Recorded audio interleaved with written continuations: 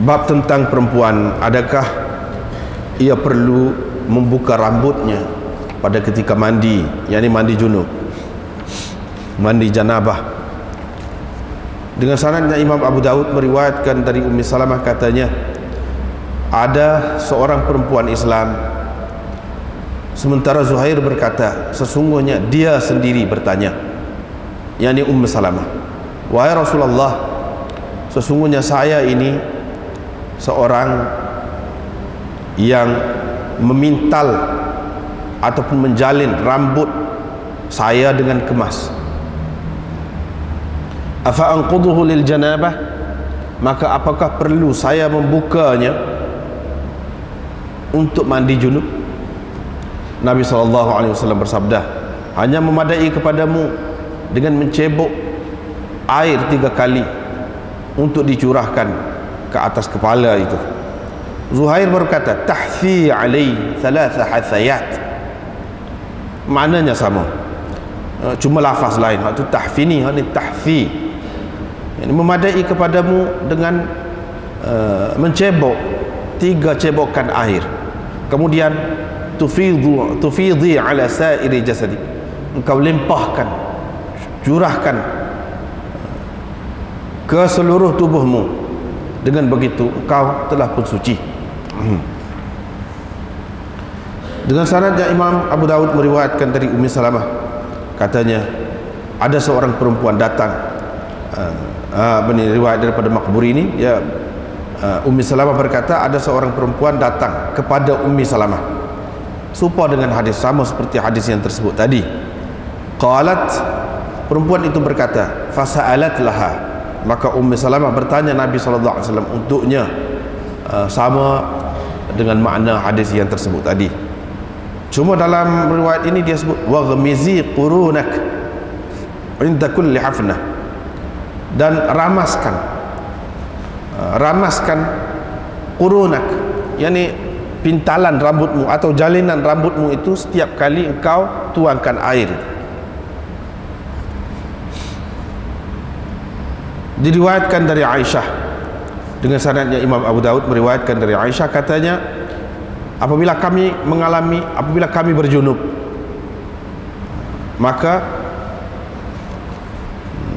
kami mengambil dari segi mafhum, apabila seseorang dari kami berjunub, maka ia mengambil 3 cebokan air begini, maksud beliau dengan kedua belah tapak tangan, ambil begini, fatasubbu ala ra'siha, lalu dituangkan ke atas kepalanya. Satu tangan fasabbatha, satu tangan mencurah atas bahagian tepi kepala sebelah gini, satu lagi sebelah sini, ambil begitu, bubuh atas kepala gitulah. Ni pergi kot ni, ni pergi kot ni.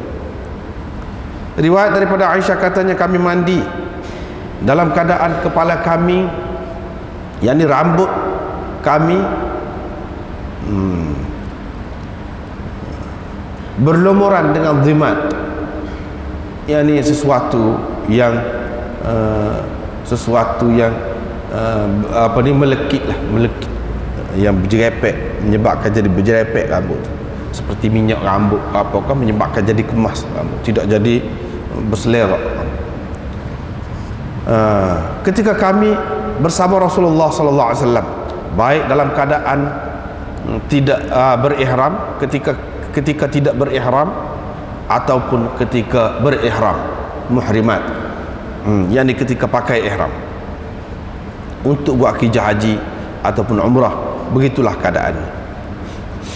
Dengan sanadnya Imam Abu Daud meriwayatkan dari Shuraih bin Ubaid, katanya Jubair bin Nufair menceritakan kepadaku tentang mandi junub, bahawa Thauban menceritakan kepada mereka bahawa mereka, yakni para sahabat, bertanya Nabi SAW tentang perkara itu. Maka Nabi SAW bersabda, adapun lelaki, maka hendaklah dia mencurahkan, yakni air, dalam setengah nuskhahnya falyanshur, di sini falyanthur, lebih kurang macam, curahkan air ke atas kepalanya, falyaghsilhu, lalu dibasuhnya sehingga air itu sampai ke pangkal rambut. Dan ada pun perempuan, maka tidak mengapa untuk dia tidak membuka, tidak mengapa dia tidak membuka rambutnya. Hendaklah dia mencebok 3 cebokan air dan dituangkan dengan kedua belah tapak tangannya ke atas kepalanya, gitu saja, madai. Babun fil junub yaghsilu ra'sahu bil khitmi. Bab tentang orang berjunub membasuh kepalanya dengan khitmi, yakni bunga khitmi. Bunga khitmi ni sejenis bunga. Setengah ulama mengatakan bunga raya, sebab bunga raya. Setengah ulama mengatakan tidak, ni bunga lain, iaitu bunga marshmallow kalau bahasa orang putih. Khitmi disebutkan. Diriwayatkan dari Aisyah dari Nabi SAW bahawa baginda membasuh kepalanya dengan khitmi ketika berjunub. Yajtazi'u bidzalik, baginda berpada dengan basuhan itu, wala yasubbu alaihi alma, dan tidak mencurahkan air ke atas kepalanya lagi dengan air tadi ya. Babun fima yafidu, bukan yufidu, yafidu bainar rajul wal mar'ah minal ma. Tadi yufidu, mencurahkan air. Ini yafidu, ini bab air yang mengalir dari kemaluan lelaki dan perempuan. Itu maknanya. Minal ma' tu min bayan kepada ma yafid, apa yang mengalir dari kemaluan lelaki dan perempuan. Dengan sanadnya Imam Abu Daud meriwayatkan dari Aisyah berhubung dengan air yang mengalir dari lelaki dan perempuan, yakni dari kemaluan lelaki dan perempuan. Aisyah berkata, Rasulullah SAW mengambil secebok air lalu dituangkan ke atas air itu, yakni air yang keluar dari kemaluan itu, yang dicurahkan ke atas air, yang dibekas air. Kemudian mengambil satu cebok air lagi lalu dituangkan lagi ke atasnya, yakni untuk membasuhnya. Babun fi muakalatil haid wa mujama'atiha. Ini bab makan bersama perempuan yang berhaid dan duduk bersama-samanya. Dengan sanadnya Imam Abu Daud meriwayatkan dari Anas bin Malik, beliau berkata, sesungguhnya orang-orang Yahudi apabila orang perempuan di antara mereka berhaid, mereka mengeluarkannya dari rumah. Mereka tidak makan sekali dengannya dan tidak minum. Begitu juga tidak duduk sekali di dalam rumah. Maka Rasulullah SAW ditanya tentang perkara itu. Lalu Allah SWT menurunkan firman-Nya, wa yas'alunaka 'anil mahid qul huwa adhan fa'tazilun nisaa fil mahid. Mereka akan bertanya engkau tentang haid, katakan ia adalah sesuatu yang menjejekkan, maka hendaklah kamu jauhi perempuan-perempuan fil mahid, pada ketika haid itu, yakni pada tempat keluar haid itu. Hendaklah jauhi tempat keluar haid itu, hingga ke akhir ayat. Kemudian Rasulullah SAW pun bersabda, jami'uhunna fil buyut, duduklah bersama mereka di dalam rumah dan lakukan apa saja ghairan nikah, selain bersetubuh. Faqalatil yahud, orang Yahudi pun berkata, orang ini tidak ada suatu perkara kita melainkan dibantahinya, dilakukannya sesuatu yang menyalahi dengan perbuatan kita. Tidak didapatinya sesuatu yang ada pada kita melainkan dia akan melakukan sesuatu yang menyalahinya. Mana akan buat tak serupa lah dengan kita. Kalau dia tahu kita buat lagu ni, dia buat lagu lain. Usaid bin Hudair dan Abbad bin Bishr pun datang kepada Nabi SAW. Mereka berkata, wahai Rasulullah, orang-orang Yahudi berkata begini-begini. Kalau begitu, bolehkah kita bersetubuh dengan mereka? Fil mahid, yakni di tempat keluar haid itu. fatama'ara wajhu Rasulillah, maka berubah muka Rasulullah sallallahu alaihi wasallam, sehingga kami menyangka, yang dikata perawi ini, bahawa sesungguhnya Nabi sallallahu alaihi wasallam telah marah kepada keduanya. Mereka berdua pun keluar. Tiba-tiba mereka bertemu dengan orang yang membawa hadiah, susu berupa hadiah.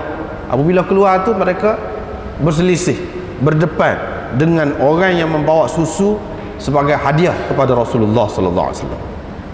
Rasulullah pun hantar orang supaya menjejaki mereka berdua, supaya panggil mereka lah, supaya pergi panggil mereka berdua. Fasaqahuma, lalu baginda memberi minum susu itu kepada mereka berdua. Fazananna, maka yakinlah kami bahawa baginda tidak marah kepada mereka berdua. Barulah kami yakin bahawa Rasulullah tidak marah kepada mereka. Dengan sanadnya Imam Abu Daud meriwayatkan dari Aisyah, katanya, saya ata'arraqul azmah, saya menggigit daging yang melekat pada tulang. Tulang, ikutlah tulang apa-apa pun. Yang saya kekah daging, saya kekah daging yang ada pada tulang ketika saya berhaid, ketika saya mari kotor. Setelah itu saya berikan daging tadi ataupun tulang tadi kepada Nabi sallallahu alaihi wasallam. Baginda pun meletak mulutnya di tempat yang aku letakkan mulutku di situ.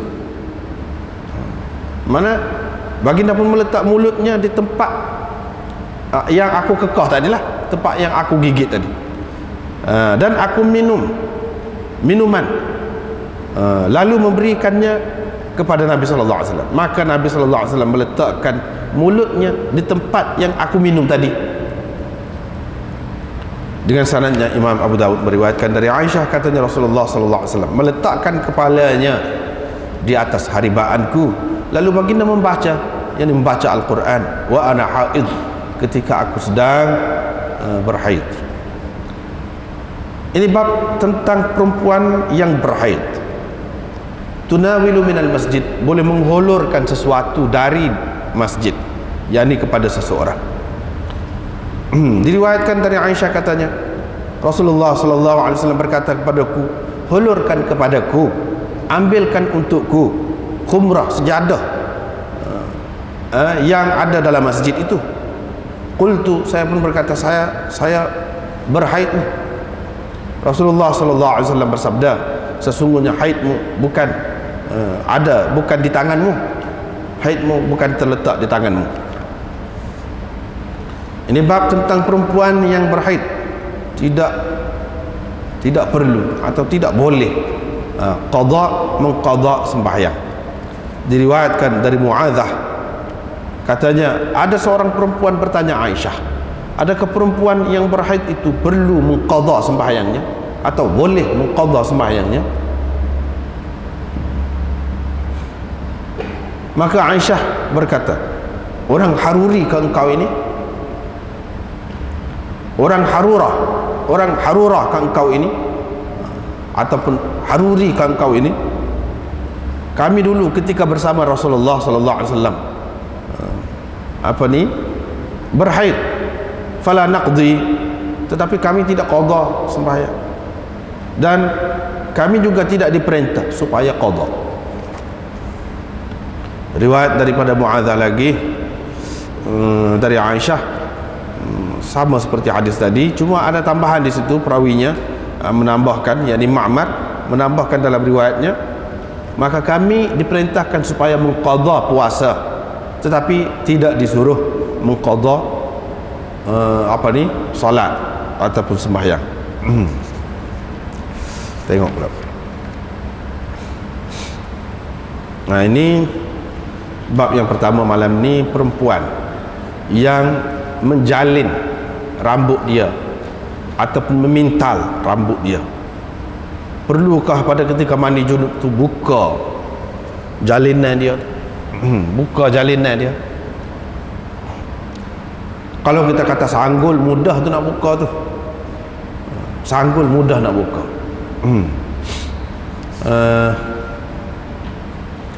Tetapi kalau jalin atau pintar rambut itu agak payah nak buka, dan kalau nak jalin pula tu makan masa juga.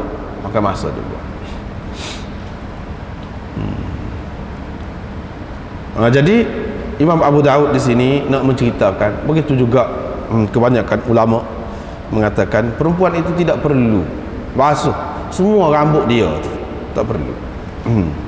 Jadi kalau dia jalin rambut padat, tiga cebokan di sepanjang mana. Lepas tu kalau tak basuh tak apa dah, kepala tu basuh hak lain, bahagian lain.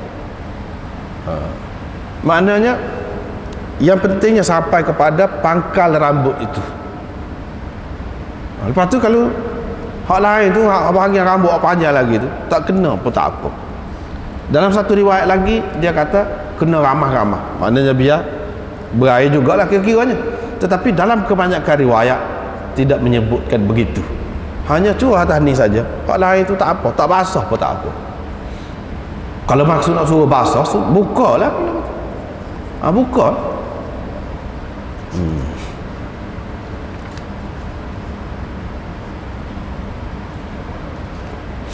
Dalam riwayat ini disebutkan ada seorang perempuan Islam bertanya. Dalam riwayat Zuhair dia kata yang bertanya itu Ummu Salamah. Dalam riwayat yang satu lagi akhir ni dia kata ada perempuan tu mari, dia minta Ummu Salamah tanya, maka Ummu Salamah tanya. Gitu. Jadi benda tu boleh berimpun tu, tak apa. Ummu Salamah tanya, memang betul dia yang tanya, tapi yang suruh tanya perempuan tadi. Dalam setengah riwayat dia kata perempuan itu bertanya, yakni sebenarnya dialah yang bertanya hakikatnya, tak apa tu.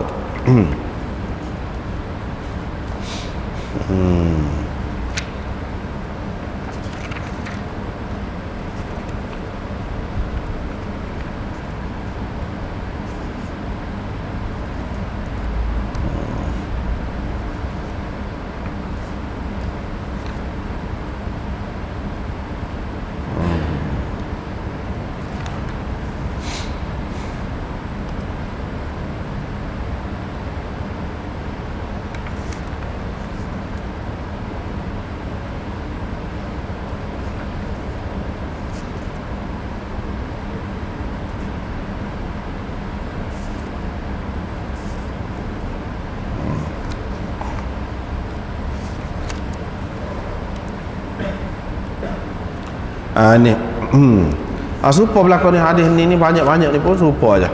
Mana tidak perlu sampai kepada rambut, bahagian rambut panjang. Yang perlunya sampai ke kulit kepala. Kulit kepala sudah memadai dah. Sebab itu kalau kita tengok dalam hadis yang terakhir sekali sini, dalam hadis yang terakhir sekali, sebab takut-takut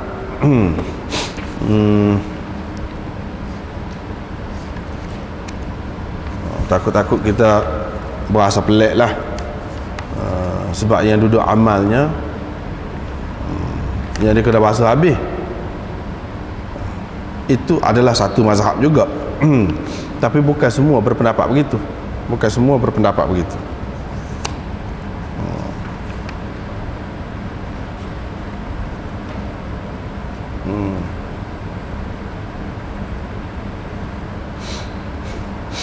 apa ni, sebelum pergi ke akhir ni tak apalah, kita tengok muka surat mula-mula ni, muka surat kalau ada kitab ni lah, kalau ada kitab ni. Tak ada kitab ni tu tak ada lah kitab Badlul Majhud. Muka surat 255 mula-mula bab sana ni, hasyiah nombor 4 bawah.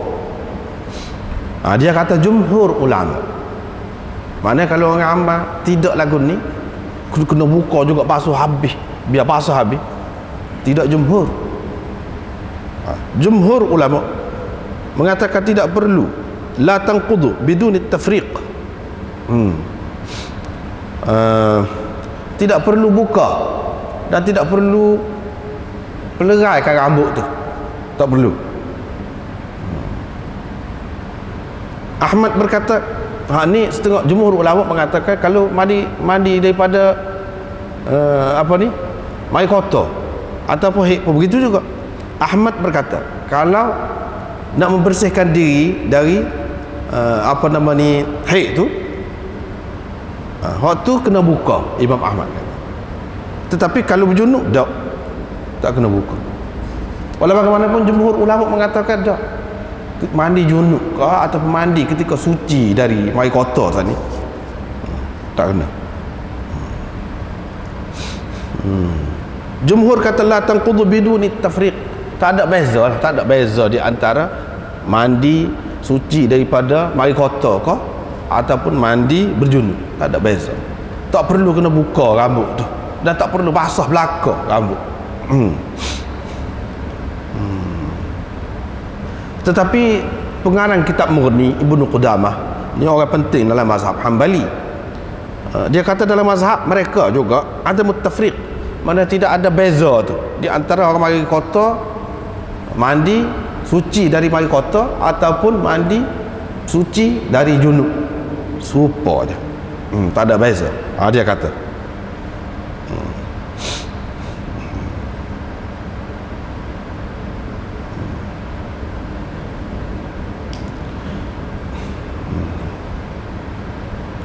Ibnu Ruslan menukilkan, tu bawah sikit, nombor 4 tu juga dari Mughni juga dia petik daripada situ ijma' a'immah arba'ah, 4 imam tentang tidak perlu buka. Maknanya pakai hadis ni, hadis tak perlu buka jalinan atau pintalan rambut itu. Hak duduk pakai buka tu sampai basah habis, tidak mengikut asal. Asalnya mengikut Ibnu Ruslan. Ibnu Ruslan ini mazhab Syafi'i. Dia kata imam 4 ni, dia kata tidak perlu buka ada min naqd, tak perlu buka pintalan ataupun jaliran rambut dan tak perlu basah habis. Ini untuk perempuan. Itu satu. Yang keduanya,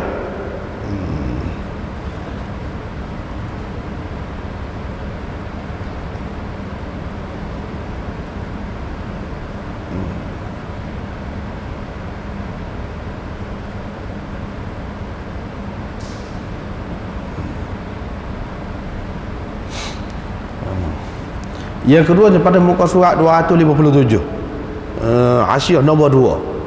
Di situ ada beza sikit.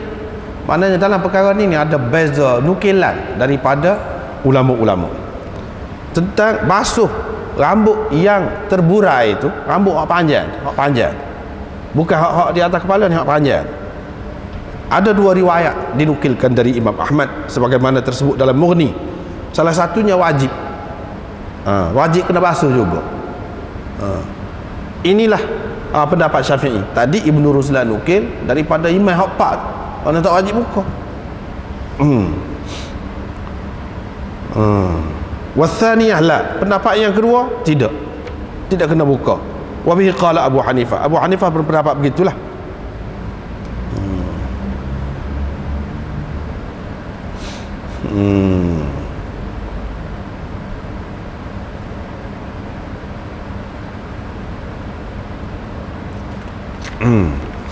Lepas tu lebih kurang tu ada juga tu. Muka surat 262 pula, cuba tengok.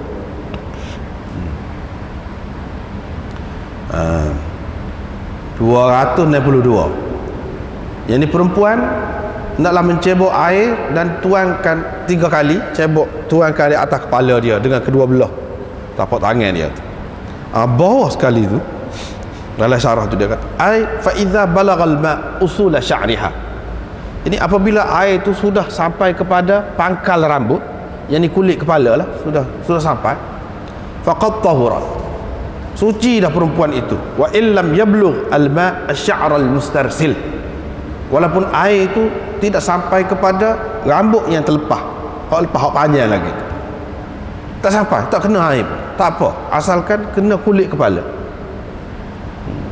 Bukan hak rambut jela panjang tu, hak tu tidak.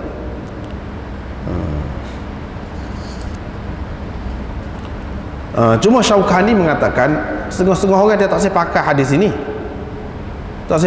ini. Sebab apa? Sebab ada Ismail bin Ayyash. Tetapi jawapan bagi pihak ulama yang pakai itu, dia kata Ismail bin Ayyash ni dia lemah kalau dia riwayat dari orang-orang yang bukan Syamiyin. Tapi kalau dia meriwayatkan dari Syamiyin, yang di orang-orang Syam, maka riwayat dia boleh diterima. Riwayat dia boleh diterima. Di sini pun dia meriwayatkan daripada orang Syam, dengan sebab itu riwayat dia boleh diterima. Yang ini boleh pakai, boleh pakai. Bahkan jumhur ulama mana pakai lagu tu. Soal kita nak cermat, tak siwi, nak lari daripada khilaf, adalah khilaf-khilaf tadi, itu soal lain. Soal kalau nak berpada lah kita kata, terutama sampai sekarang ni, sehingga orang tu tak boleh tahu rambut panjang. Kalau tahu rambut panjang susah, tak ada pula pengering rambut tu, pengering rambut, lepas tu nak pergi kerja apa-apa gaduh-gaduh ni, kalau basah belakang kan payah juga tu nak boleh kering tu. Macam mana? Jadi kalau mengikut pendapat hak ni, zahir hak ni, tak payah basuh semua lah.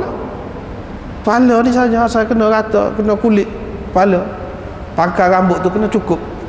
Hak lain tak payah ramah-ramah dah, tak payah ramah, tak ada. Tak payah. Tak kena pun tak apa air. Begitulah.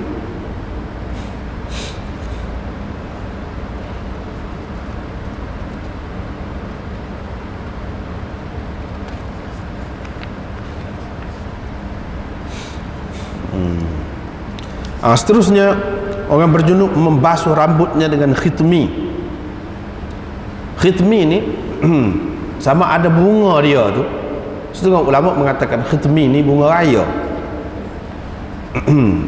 ataupun akar dia tu ambil perah dalam air. Bagus untuk menyejukkan kepala. Setengah ulama pula kata tidak ni, hak ni khitmi ni bunga juga, jenis bunga juga. Bahasa Melayu ke dia panggil khitmi. Dalam bahasa orang putih ni dia panggil marshmallow. Dalam bahasa Urdunya dipanggil gul khairah. Gul khairah, jenis bunga. Bahasa Melayu anda tak tahu.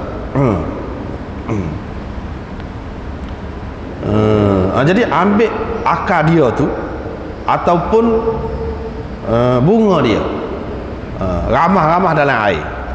Bolehkah seseorang tu buat basuh kepala dia tu pada ketika mandi junub dengan air tu saja, lepas tu tidak basuh dengan air lain dah? Apa tujuannya? Tujuannya untuk menyejukkan kepala dan rambut ni jadi melekat sikit, kemah, rambut jadi kemah. Itu tujuannya, supaya jadi tidak cepat kering. Jadi macam cuma minyak rambut je. Riwayat daripada Aisyah dari Nabi sallallahu alaihi wasallam, katanya Nabi sallallahu alaihi wasallam membasuh kepalanya dengan khitmi. Dengan khitmi. Khitmi ni khasiat dia besar. Di antaranya Imam Bukhari kan, dalam cerita dia buta mata 2 kali, buta mata. Salah satu selepas tu, yang kedua tu orang suruh dia comor khitmi tu lah. Comor khitmi tu di atas kepala dia, ambil air dia ramah comor. Tu dia menyejukkan. Jadi dengan sebab itulah kemudiannya dia boleh melihat pula, nampak pula Imam Bukhari. Ini khitmin ni lah.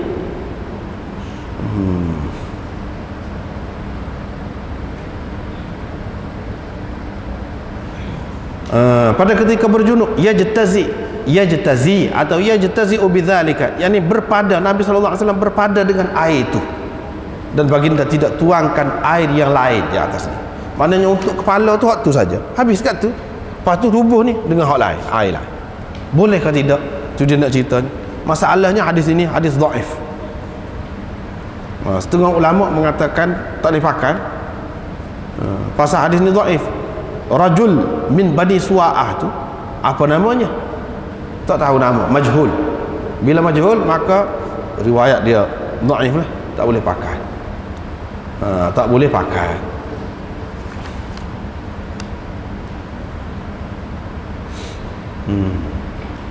Tetapi dalam riwayat Ibnu Abi Syaibah dengan sanad yang sahih ada. Hak ni tidak sahih. Dengan sanad yang sahih dalam Ibnu Abi Syaibah, riwayat daripada Ibnu Mas'ud, bahawa beliau basuh rambut dia dengan khitmi pada ketika mandi junub, dan dia tidak basuh dah kepala dia. Ibnu Mas'ud, yakni amalan dia lah, amalan Ibnu Mas'ud, basuh kepala dengan tu, lepas pada tu tak basuh dah dengan lain. pada ketika mandi junub. Ini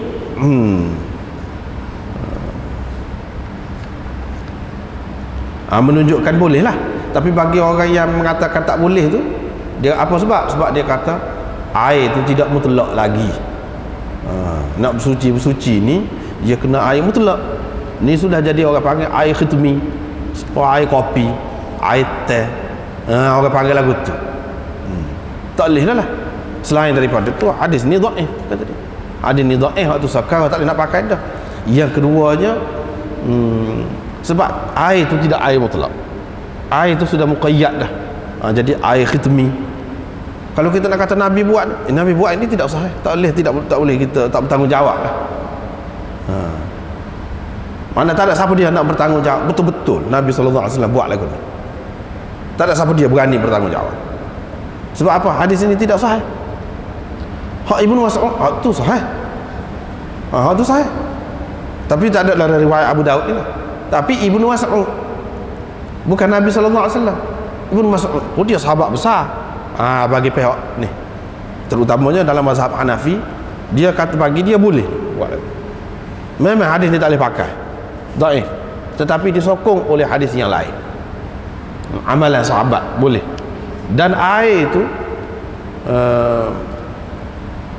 masih boleh digunakan lagi, walaupun bercampur dengan sesuatu untuk mengislahkan air. Untuk mengislahkan air masih lagi suci dikira. Misalnya air nabidh, dia panggil air nabidh, iaitu air yang dimasukkan ke dalamnya beberapa biji buah taman kering untuk menghilangkan payau dia tu, biar dia terasa manis sikit-sikit. Mengikut Imam Abu Hanifah, dia kata boleh tu ambil air semaya dengan nabidh, orang panggil. Lagu tu tak apa, asalkan jangan pekak benar lah, jangan banyak sangat apa nama ni buah taman sana ni, buah taman kering sana ni. Kalau manis-manis sikit, hilang rasa air tu. Asalnya katakanlah air tu payau lah di tempat tu, air tepi patah, kalau misalnya kita kata payau, kita bubur rasa manis sikit, tak apa, masih boleh lagi. Bagi mereka, hak ni pun salah satu pegangan mereka lah ni. Walaupun hadis ni tak boleh pakai, dia pakai hak Ibnu Mas'ud itu. Dia kata tak apa. Begitu juga apa ni, orang bubuh klorin, bubuh lain-lain lagi, bubuh tawas, bubuh apa tu. Jadi sehingga air tu jadi cuci, jadi bersih, air tu jadi jernih. Itu tak apa. Tidak kata tak boleh nak guna dah air tu. Kecuali kalau air klorin tu sendiri lain, ni dia sudah campur. Sudah campur. Maknanya bukan klorin itu yang menguasai air. Bukan klorin syaratnya, bukan klorin itu yang menguasai air. Begitu juga di sini, bukan apa nama ni, khitmi itu sendiri. Jadi air itu jadi berubah dah. Orang tak kata air biasa. Air sabun misalnya, air campur dengan sabun, mengikut mazhab Hanafi, tak apa, boleh guna. Walaupun buih-buih sikit, tak apa, bagi dia. Sebab apa? Waktu tu lebih menyucikan lagi, dia kata dengan sabun ni lebih menyucikan lagi. Supaya juga khitmi ni, ni lebih menyucikan lagi. Supaya juga ketika orang mati tu, Nabi SAW suruh apa nama ni, mandi dengan air yang dicampur daun berdarah. Air daun berdarah, waktu bercampur juga tu boleh tu, kata dia. Begitu juga banyak dalam riwayat ada disebutkan hak yang terakhir sekali, basuhan yang terakhir tu air yang bercampur dengan kapur. Air bercampur dengan kapur. Tu makna air kapur tu. Kalau lah tidak menyucikan, apa suruh basuh lagu tu? Kalau tidak menyucikan. Tetapi orang-orang yang tak terima tu, dia kata mandi orang mati saat ni, dia bukan untuk tathhir, tetapi untuk tanzif, beza tu. Mengikut Imam Syafi'i dan orang-orang yang sependapat dengan dia, bukan untuk menyucikan, tetapi untuk membersihkan. Itu beza. Untuk membersih, bukan untuk menyuci. Kalau suci ni suci daripada hadas, suci daripada itu menyucikan. Hak tu tak boleh. Jadi bagi mereka orang mati itu dia tidak najis. Tetapi mengikut Imam Abu Hanifah, orang mati itu dia najis. Hilang najis dia tu dengan kita mandikan dia tadi. Mandikan itu menyucikan, walaupun dengan air kapur, walaupun dengan air darah, kita kata menyucikan. Bagi mereka, bagi Imam Syafi'i bukan menyucikan, membersihkan. Sebab dia tidak najis, nak cuci ke dia? Tak ada nak cuci.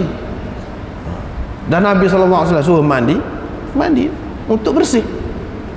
Bukan dia tu telah berhadas ke apa, tak timbul masalah tu. Itulah beza dia. Supaya juga di sini dia ada kaitan lah, dekat-dekat lah tu.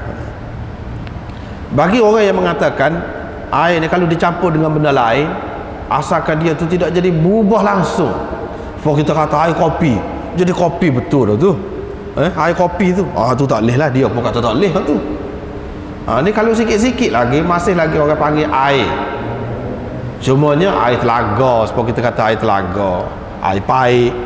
Lepas tu dalam telaga tu ada lumut, ada macam-macam, berubah sikit sebanyak tu tak apa. Dia kira ni pun lagu tu lah juga. Ni pun.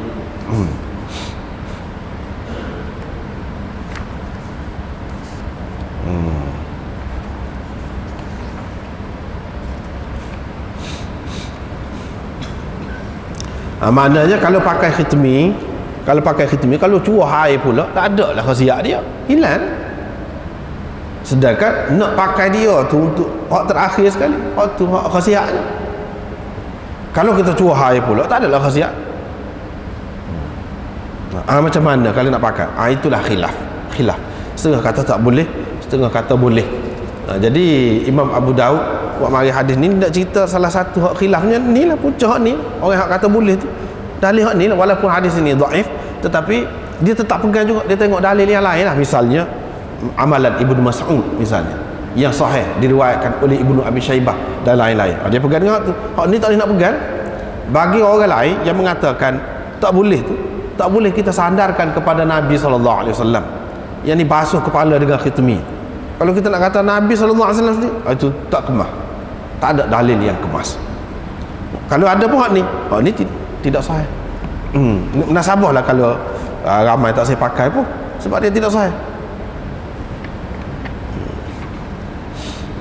Seterusnya, fima yafidhu bainal ar-rajul wal mar'ah min al-ma', yakni air yang mengalir, yang keluar dari lelaki dan perempuan. Dia air mana? Air yang mengalir. Kalau dia kata air yang memancut, jelas dari lelaki, maknanya air mani. Ni dia kata air yafidhu, yang melimpah, yang mengalir. Mengalir ni boleh jadi. Kalau kita nak kata kepada air mani pun boleh jadi juga, air mazi pun boleh jadi. Jadi kalau seseorang itu bergurau senda dengan suami isteri lah, dengan isteri dia atau suami dia, maka keluar air, apa nak dibuat? Bagaimana cara nak menyucikan? Cara nak menyucikan. Hak lebih jelas di sininya, hak lebih jelas di sinilah daripada kita tengok hadis yang dikemukakan dengan tajuk tu, iaitu air mazi. Air mazi. Sebab apa? Sebab air mazi ni sepakat ulama mengatakan najis. Walaupun ada yang mengatakan najis dia tu najis ringan. Najis ringan mengikut mazhab lain, mazhab Syafi'i tidak. Mazhab Syafi'i ni ada berapa najis hak ringan, orang panggil najis hak ringan, tak termasuk ni. Tapi dalam mazhab Ahmad ni najis ringan. Air mazi. Mana basuh gitu-gitu pun tak apa. Mudah-mudah seperti basuh air kencing kanak-kanak yang belum makan apa-apa selain daripada susu ibu dia tu. Jadi daripada ambil air basuh sekali, lepas tu basuh pula, ini menunjukkan air mazi. Sebab kalau air mani, mengikut Imam Ahmad, Abu Daud dan orang lain lagi, dia mengatakan tidak najis. Dan tidak najis basuh ke dia? Kalau kita kata ni mandi, mana ada cerita mandi? Tak ada cerita mandi, ni cerita basuh saja ni. Cerita basuh, maknanya kalau keluar air mani, maka basuh saja. Kalau maksud air mani tidak padan dengan basuh saja, dia kena mandi. Di sini tak ada sebut mandi, tak ada sebut mandi, basuh. Dengan sebab itu lebih sesuainya di sini air yang keluar itu ialah air mazi. Sebab air mazi perlu dibasuh, dan bila basuh tak ada apa dah lah. Tak perlu mandi pun. Kena ambil air semaya lah, kena ambil air semaya. Kalau nak buat apa-apalah, nak kata mandi tu tidak. Adapun kalau kita nak kata air mani sini tidak sesuai. Tak sesuai.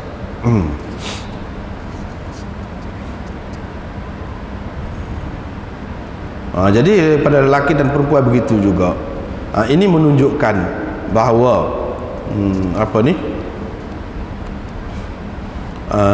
air mazi itu najis lah, tak cara lah. Najis biasa ke ataupun najis ringan kau tak kira lah tu, tapi najis. Buktinya Nabi SAW basuh. Tetapi hak tadi juga masalahnya. Hak tadi juga, siapa dia rajul min bani Su'ah tu, siapa dia? Kalau hadis hak khitmi tadi kita tak boleh terima, sebab ada rajul min bani Su'ah tu juga. Kerana majhul dia itulah, maka hadis dia dikatakan dhaif. Sini pula gitu juga.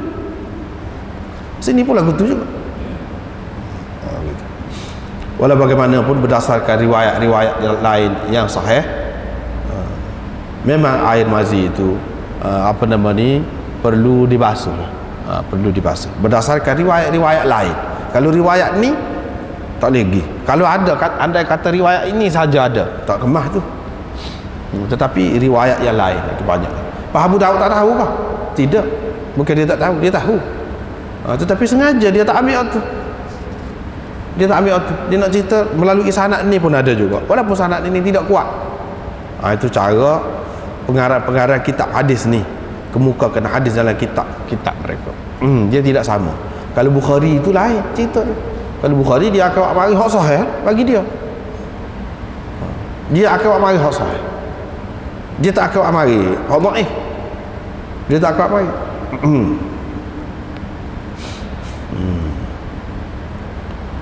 Dia akan gunakan hadis yang sahih sahaja. Sebab tujuan dia pun, maksud asal dia nak mengemukakan hadis yang sahih. Adapun Abu Daud tidak.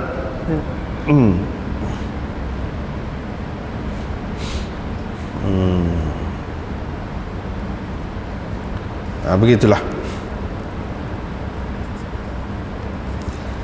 Jadi kalau air mani, kalau kita andaikan air yang dimaksudkan di sini air mani, patut buat apa? Basuh untuk lebih menyucikan saja. Tidaklah kata berlumuran dengan air itu, tidak kata.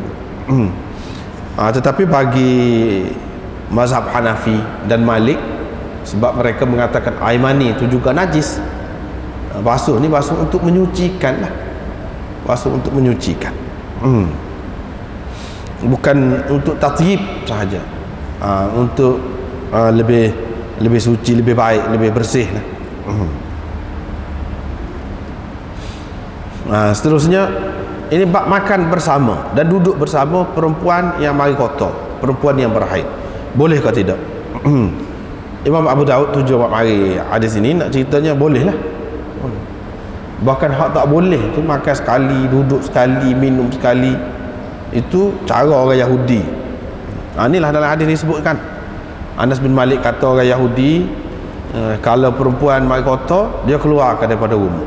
Lepas tu kalau ada hak rumah susah juga lah. Kena duduk luar rumah. Kena duduk luar rumah, tak boleh makan. Walam yujami'uha fil bait. Yujami'uha fil bait bukan makna berjimuk ni, makna duduk bersama-sama di dalam rumah. Bukan yujami'uhunna di sini. Begitu juga dalam tajuk tadi mujama'atiha, bukan makna bersetubuh situ, maknanya duduk sekali dalam rumah. Bukan bermakna mereka tidak berjimuk dengan isteri dia dalam rumah, berjimuk di luar rumah. Tidak ada lagu tu. Mana tidak duduk sekali dalam rumah. Jadi nyayalah perempuan itu dianggap kotor,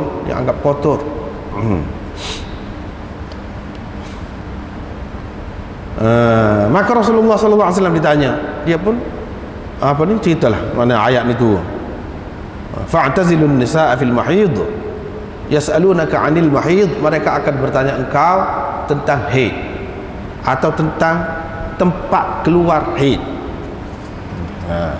Qul huwa adhan, katakanlah haid itu pada sesuatu yang menjijikkan.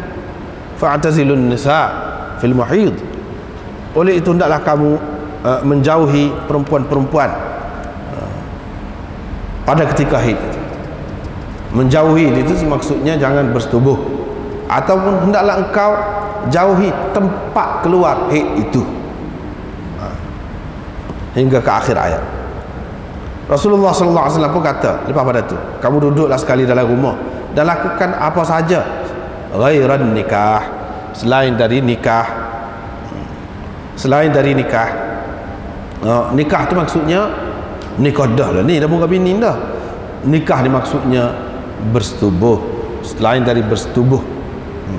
Hak lain-lain tak apa. Hak lain-lain tak apa. Baru ni kita sudah sebut dah masalah khilaf ulama tentang antara pusat dan lutut itu. Antara pusat dan lutut.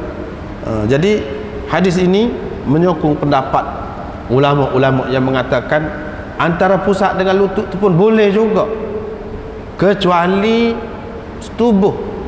Kecuali setubuh. Itu tak boleh. Hal lain tak apa. Hadis ni menyokong pendapat demonstran. Dan ramai yang berpendapat begitu.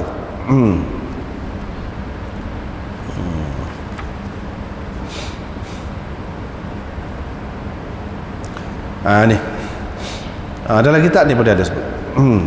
Kebanyakan ulama, dia kata majority wadhab, apa ni, kebanyakan ulama kata antara pusat dengan lutut tu tak boleh. Tak boleh. Tetapi ramai juga dari salaf, Thauri, Ahmad, Ishaq, lain-lain lagi mengatakan hak tak bolehnya faraj sahaja pada muka surat 270 tu, ilam tina'il farj faqat. Ini juga pendapat Muhammad bin Hasan Al-Syaibani dan ditarjihkan oleh Imam Tahawi. Yani antara pusat dengan lutut pun tak apa juga. Hak tak bolehnya bersetubuh.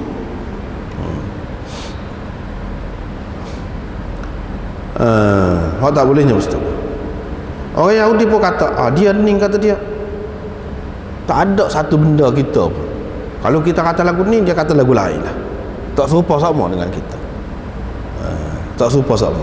Dan kita kata orang perempuan tak boleh disetubuhi, tak boleh makan sekali, tak boleh duduk sekali, dia kata boleh. Boleh berlaku pula, kecuali bersetubuh. Dia kata begitu. Jadi mengikut orang Yahudi memang begitu. Kalau orang Kristian tak apa berlaku pula. Usaid bin Hudayr dan Abbad bin Bishr pun pergi kepada Nabi SAW. Dia kata, wahai Rasulullah, orang Yahudi kata lagu ni sebab tak adil lah. Kalau lagu tu, bolehkah kita bersetubuh? Dia kata, bolehkah kita bersetubuh? Dah orang Yahudi kata dia ni buat tak serupa dengan kita sama, nak suruh tak serupa lagi, di antara tak serupa lagi nya dia tak bersetubuh. Kalau lagu tu kita bersetubuh lah. Dia kata, nankihuhunna fil mahid. Fil mahid ini maknanya pada tempat keluar darah tu. Bolehkah? Bubuh muka Rasulullah SAW apabila ditanya begitu. Apabila ditanya begitu.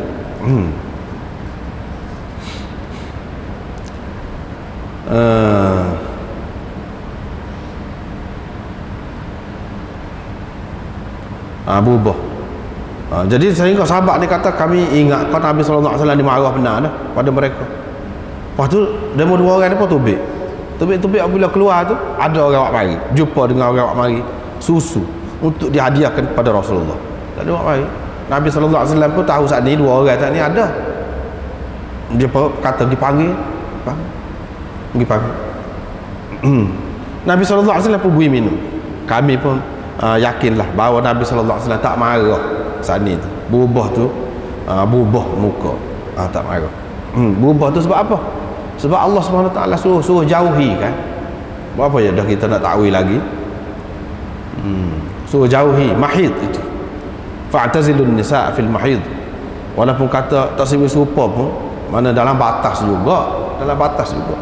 Bukan setiap hak dia tak suka, hak tak serupa dengan dia kita buat lagu. Tidak lagu tu. Mana hak ni Allah SWT suruh jauhi. Jauhi tempat tu. Baik dah. Baik, mungkin orang kata macam mana kalau itu tempat mahid, tempat keluar darah.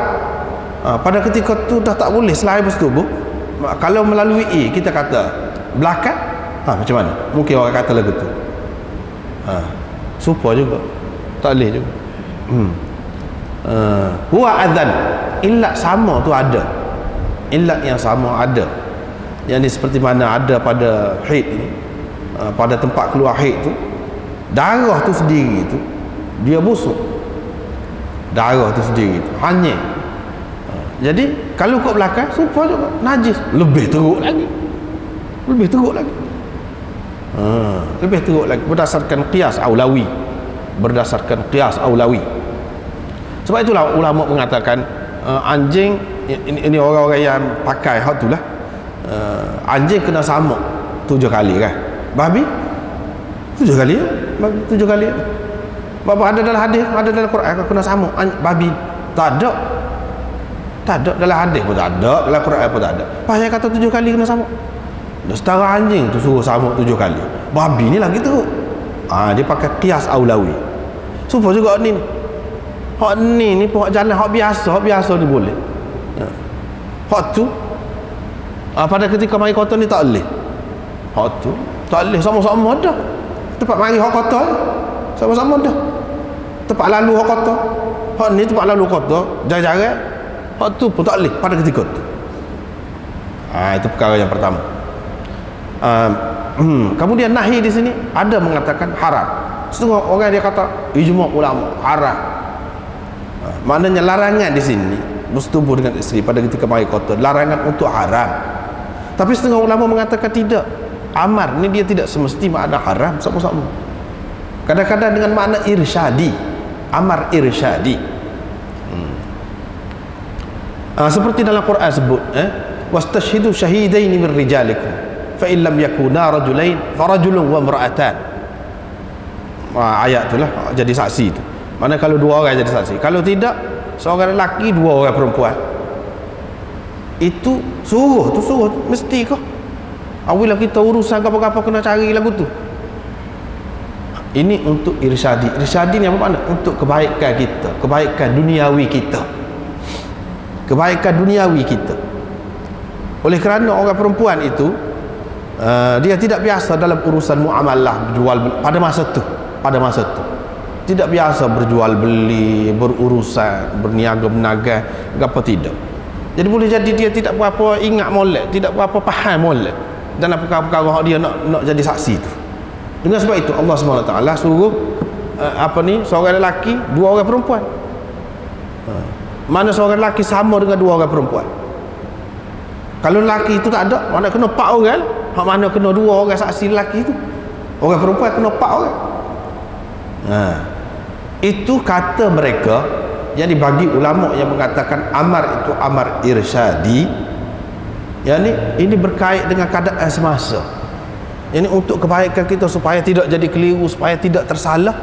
Maka yang eloknya oleh kerana perempuan pada masa itu tidak banyak penglibatan dia dalam perkara-perkara tadi, maka biar tak serupa bilangan tu. Bukan makna sama-sama. Bukan makna sama-sama. Boleh jadi kalau perempuan itu dia lebih biasa lagi dalam urusan kira-kira misalnya. Sebab apa? Dia accountant ataupun dia apa-apa sajalah kita kata. Dia reti masalah kira. Ni lelaki ni biasa. Tidak lagu tu pula. Sebab apa? Sebab amar tadi bukan dengan arti mesti, dengan arti dosa kalau kita tidak buat lagu tu. Mesti. Tidak. Bahkan ini untuk kebaikan kita dari segi duniawi kita, kebaikan kita. Kalau sebab itu sudah tidak ada pada orang perempuan baik, tak apa, boleh guna. Boleh 2 orang perempuan pun boleh. Sebab sudah memadai iddah. Jadi mana ayat itu bukan untuk setiap kalau jadi saksi seorang lelaki 2 orang perempuan sama-sama dalam semua perkara. Tidak lagu tu. Dia kata sebab apa? Sebab amar tadi amar irsyadi. Bagi orang yang mengatakan amar tadi amar dengan makna wajib, Mana ketetapan dah. Nak awak tak sudah faham, tak sudah kira lagu mana. Dia kata lagu tu. Supo juga di sini. Bagi orang yang mengatakan amar irsyadi, dia kata suruh mengelak tu bukan kerana haram sungguh, tetapi kerana mungkin membawa akibat yang tidak baik kepada kita. Itulah yang disebutkan dengan azan dalam Quran. Qul huwa azan. Itu adalah suatu yang menjijikkan. Sebab itu macam-macam pula orang terjemah. Sesuatu yang menyakiti, azan. Sesuatu yang mengganggu, sesuatu yang memudaratkan, sesuatu yang menjijikkan. Tapi dalam banyak-banyak tu ada rasa hak paling itu sesuatu yang menjijikkan. Sebab apa? Kalau kita kata bahaya, kalau kita kata apa nama ni, memudaratkan, seramai mana orang kafir dalam dunia? Orang kafir hak tak terikat dengan hukum saat ni, duduk buat kerja macam tu. Apa mudarat dia? Apa penyakit dia? Hak berbeza daripada kita. Kalau kita darah tinggi, dia darah tinggi serupa. Dia darah tinggi, kita pun darah tinggi juga serupa. Gapa dia hak penyakit hak pelik yang mereka alami dengan sebab mereka buat gitu. Kalau sebab kita kata sifilis ataupun gonoria, ada macam-macam lagi dengan sebab persetubuhan yang apa nama ni haram, AIDS kau gapo kau kita kata itu ada boleh bukti. Tapi kalau tadi suami isteri biasa duduk buat, tak ada gapo. Itu. Jadi setengah-setengah ulama kata hak ni tidak, dia irsyadi dengan arti menjijikkan. Jijik telah ke mana? Makna boleh jadi kita dengan isteri kita jadi benci. Sebab apa? Bang, setengah-setengah orang dia sensitif sangat. Supo juga ke balik belakang tadi tu, supo juga. Ilak tak boleh sebenarnya. Itu. Menjejekkan tak boleh, gidah memang tepat dia. Jadi akibatnya mungkin seseorang tu jadi naik benci. Mula-mula nampak comel sangat isterinya, lepas tu jadi naik benci. Hak tu hak tak sah, itu hak tidak baik untuk kehidupan kekeluargaan kita, rumah tangga kita. Untuk mengelakkan daripada hak tu baik tak sah. Dulu lagi baik tak sah.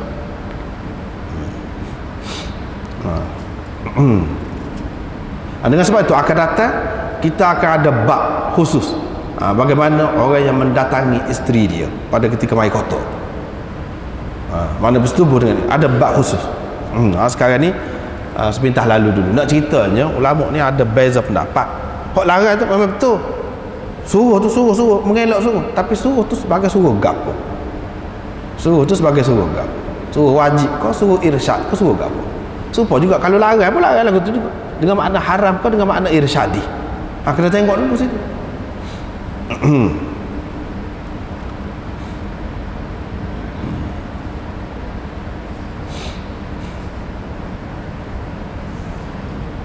Seterusnya tak apalah.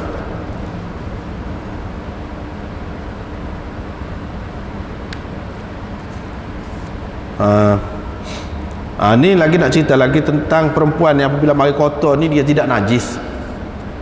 Tidak najis.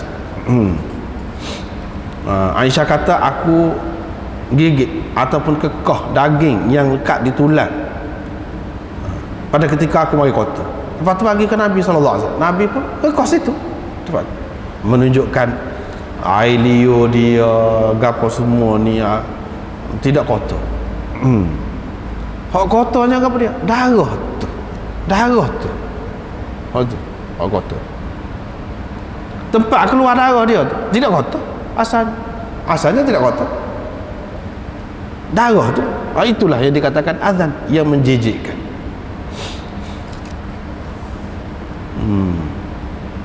Lepas tu aku minum, aku bagi kepada Nabi sallallahu alaihi wasallam. Nabi sallallahu alaihi wasallam minum tempat tu. Selain daripada menunjukkan hukum bahawa tidak jadi kotor bekas perempuan yang berhaid itu, selain daripada itu menunjukkan bagaimana Nabi sallallahu alaihi wasallam mesra dengan isteri-isteri dia, kasih sayangnya begitu sekali, rapat dengan isteri-isteri dia. Dan serentak dengan itu menolak cara-cara Yahudi ataupun amalan Yahudi yang tak mau duduk sekali, nak makan sekali. Ni bukan sekadar makan sekali setalam gitu ni, tak ni bekah tu pun guna lagi.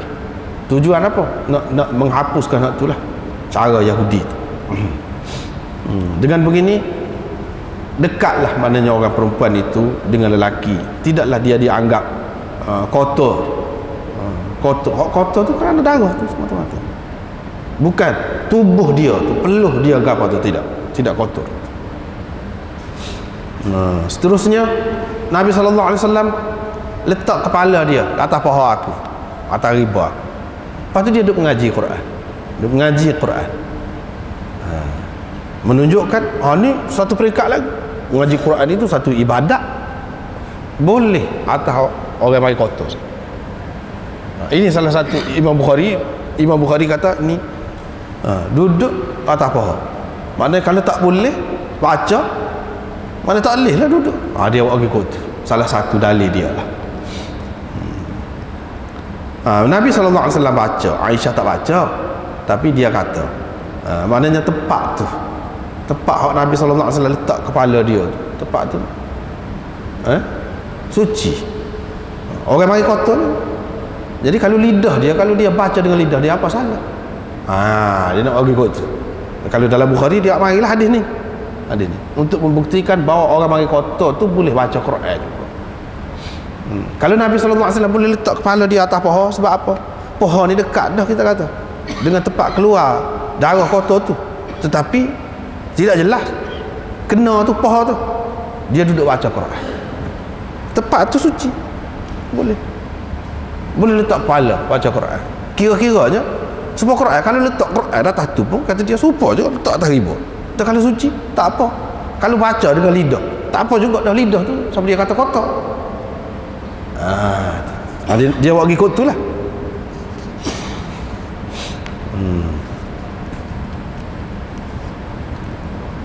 Seterusnya tentang perempuan mengambil sesuatu dari masjid, menghulurkan sesuatu dari masjid. Ini dia ada dua ni. Nawilini al-khumrata minal masjid. Ada dua keadaan. Satu, minal masjid ni tempat ta'alluq dia. Kalau belajar nahwu, tempat ta'alluq min haraf jar asli ni ialah jadi hal kepada dhamir nasab pada nawilini. Yani maf'ul, nawilini, ia tu saya. Jadi tempat ta'alluq min ini jadi hal kepada ia tu, saya, maksudnya saya. Yani hulurkan kepada sejadah tu kepada saya dalam keadaan saya duduk dalam masjid. Yani Nabi SAW duduk dalam masjid. Nabi SAW duduk dalam masjid. Aisyah duduk dalam rumah dia. Nabi SAW suruh hala sejadah. Maknanya tangan dia masuk dalam masjid. Dia nak ceritanya tak apa, perempuan hala tangan masuk dalam masjid. Itu satu. Satu lagi, tempat ta'alluq min itu jadi hal kepada mana? Bukan hal kepada dhamir nasab itu, tetapi hal kepada khumrah. Hal kepada khumrah, yani hulurkan kepadaku sejadah tu, dalam keadaan sejadah tu duduk dalam masjid, dari masjid. Mana Nabi SAW tidak duduk dalam masjid, duduk dalam rumah. Dia suruh Aisyah pergi ambil sejadah duduk dalam masjid tu, hulur ke dia, bui ke dia, pergi ambil. Itu beza dia tu, beza dari segi kaedah tadi. Kalau kita kata seperti yang pertama tadi, bermakna Rasulullah duduk dalam masjid, dia suruh Aisyah hala ni tidak semesti masuk ke dalam, walaupun boleh jadi masuk ke dalam sebentar. Tapi kalau Nabi SAW duduk dekat dengan rumah dia tu, dia pada hala dengan tangan, tak masuk seluruh tubuh dia. Itu yang pertama. Kalau kita kata ini hal kepada khumrah, bermakna Nabi SAW bukan duduk dalam masjid, duduk dalam rumah, sejadah tu duduk dalam masjid. Nabi SAW suruh Aisyah yang sedang berhaid tu pergi ambil sejadah tu, bui ke dia. Bui ke dia. Hak mana hak lebih sesuai? Hak mana hak lebih sesuai? Hak mana hak lebih sesuai? Hak lebih sesuainya maksud Imam Abu Daud di sini, iaitu Aisyah masuk dalam masjid. Nabi SAW tidak duduk dalam masjid, duduk dalam rumah. Pasal apa? Cuba tengok. Fil haid tunawilu minal masjid. Tunawilu, menghulurkan dari masjid, ambil dari masjid. Maknanya kalau dia duduk dalam rumah ke masjid, dari itu maknanya ambil sejadah tu dari masjid, buat pergi ke lain. Makna sejadah tu duduk dalam masjid. Ini menunjukkan, inilah sebab itulah Imam Abu Daud di antara yang berpendapat orang perempuan boleh masuk dalam masjid mai kotor pun. Kalau tidak apa-apa, Nabi sallallahu alaihi wasallam suruh pergi ambil. Lepas tu dia kata saya mai kotor. Boleh jadi dia tak tahu pada masa tu. Nabi sallallahu alaihi wasallam kata apa ni? Hei, engkau tu bukan di tangan. Jadi kalau selagi tidak mengotorkan masjid tak apa. Jadi kotor ke masjid enggak masuk. Tidak kotor. Pas jadi kotor ke sejadah tu dengan sebab kamu pegang, tidak kotor juga. Masjid jadi kotor, tidak juga. Dah tidak, tak apalah begitu. Asalkan masjid itu terpelihara daripada talawuth biddam, yang berlumuran dengan darah. Asalkan terpelihara daripada itu, tak apa. Nawinil khumrah minal masjid, pergi ambil untuk aku, ataupun hulurkan untuk aku sejadah dari masjid. Mana dari masjid, ambil dari masjid. Hak tu lebih sesuai. Tunawilu minal masjid. Hak tu hak lebih sesuai. Kalau dia kata Aisyah duduk dalam rumah, tunawilu minal bait, ambil hola dari rumah. Mana Nabi SAW duduk dalam masjid. Ni tidak minal masjid. Itu menunjukkan Abu Daud supaya Imam Bukhari dan ramai lagi yang lain mengatakan, Daud Zahiri mengatakan boleh, mana perempuan boleh masuk dalam masjid. Jadi mana perempuan hak mari kota ni bukan sekadar kita boleh makan sekali dengan dia, boleh sekedudukan dengan dia, boleh tidur sekali dengan dia, boleh makan minum sekali dengan dia, boleh buat ibadat, kita kata bersentuh, baca Quran, duduk di atas dia, kepala kita, tak apa. Masuk dalam masjid pun tak apa. Lepas tu hak kata kotor darah dia. Darah dia. Tu kotor. Dengan sebab itu apabila habis darah tu, berhenti darah, hilanglah kotor, tak ada kotor. Mana sehingga tempat hak kata keluar darah kotor tadi pun boleh didatangi dah, boleh disetubuhi dah. Begitulah maksudnya.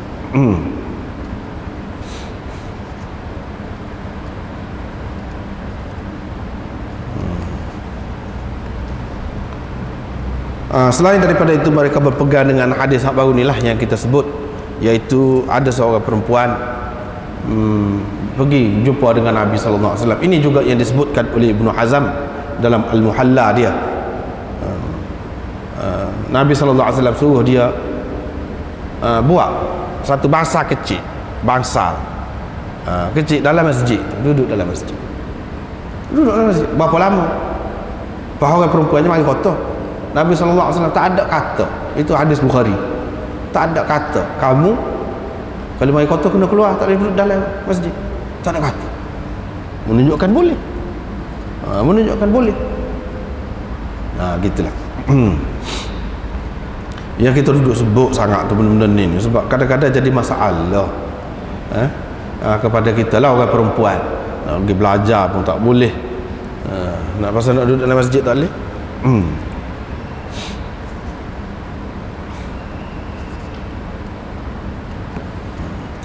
Babun fil haid la taqdi salah. Ni orang perempuan tak perlu mari kotor tu, tak perlu, tak boleh, tak perlu dan tak boleh pun nak qada sembahyang. Ni semua sepakat ni. Abu Daud kata boleh masuk dalam masjid sini. Imam Bukhari kata perempuan boleh baca Quran ketika mari kotor, boleh. Hak sembahyang tak ada khilaf. Tak ada khilaf. Umat Islam tak ada khilaf, tak ada qada. Maknanya ketika dia mari kotor tu tak boleh sembahyang, tak boleh sembahyang, dosa kalau sembahyang. Kalau sembahyang berdosa. Lepas tu apabila cuci tu, suci, tidak perlu dan tidak boleh, tak boleh nak qada. Itu ketentuan daripada Allah SWT untuk kemudahan orang perempuan. Kalau tidak nak qada tu berat juga, banyak. Muka sekali dalam sehari 5 kali. banyak benar lah kena qadanya. Itu kemudahan daripada Allah untuk orang perempuan. Bila orang tanya Aisyah ni, dia kata haruriyatun anti, engkau ni orang harurak kau. So harurak ni orang khawarij. Orang khawarij ni hak khawarij ni tak kira lah hak sesat. Dia kata orang perempuan apabila dia suci dari mari kota tu, ketika mari kota memang tak boleh sembahyang. Apabila suci dia kena qada, wajib qada. Itu tidak Islam, itu tak boleh pakai tu. Puak-puak khawarij. Itu puak-puak sesat. Dan dia ni puak-puak yang anti sahabat. Puak-puak yang pegang mengikut kononnya lah, bukan Quran saja, hadis tak saya pakai. Dia motu je kata. Kami tidak diperintahkan supaya qada, tak ada. Dalam riwayat satu lagi dia ada tambah, kalau puasa suruh qada. Memang ketika mai kota tu tak boleh nak puasa, tetapi kena qada. Ni sepakat ulama, ni tak ada khilaf. Sembahyang tak boleh qada, ni tak ada khilaf. Semua sepakat. Seterusnya babun fi itiyanil haid. Ini bab mendatangi, yakni menyutubuhi perempuan yang sedang berhaid. Sekat itulah Allah.